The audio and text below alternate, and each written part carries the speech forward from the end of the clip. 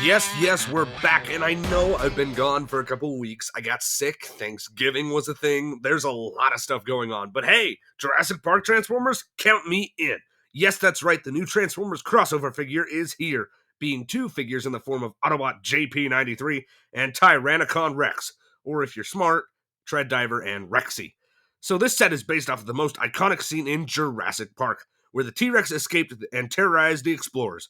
With the box to boot and fantastic figures, let's see how this fares. Alright, so right off the gate, I feel like I should state I've already done a review of Megatron, the same mold as Rexy, so I won't be covering articulation or transformation for her.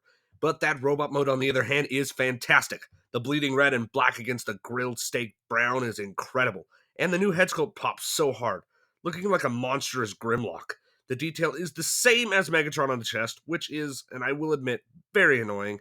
In fact, besides the head and the new paint, this is really just the same figure. It has better tolerances on the joints, but it's the same toy.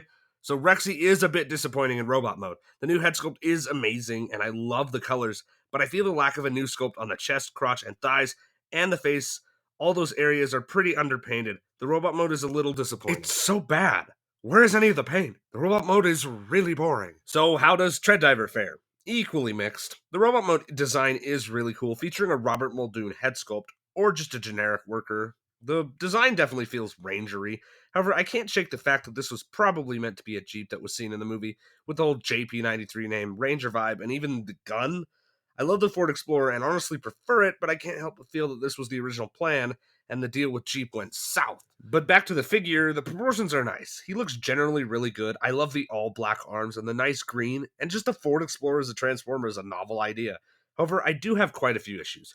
The joints are all loose, they can hold a pose, but he fails any sort of shake test, and sometimes it can be frustrating to pose.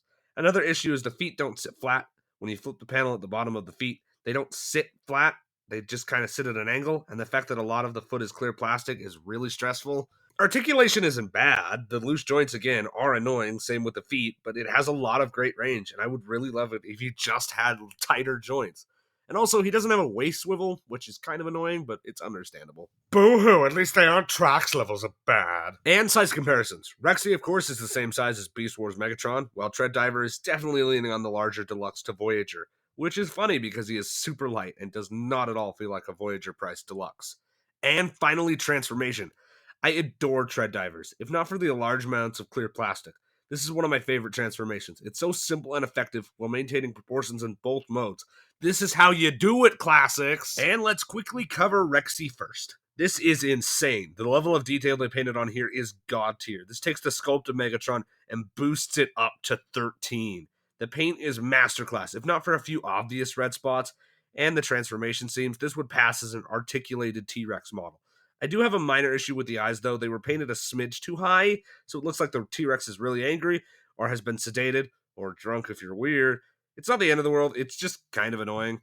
And the Ford Explorer is perfect. All the details you could want are there, the printed details in the stripes, the faded yellow, the logos. This is one of the best vehicle modes I have ever played with, and the color matching is superb.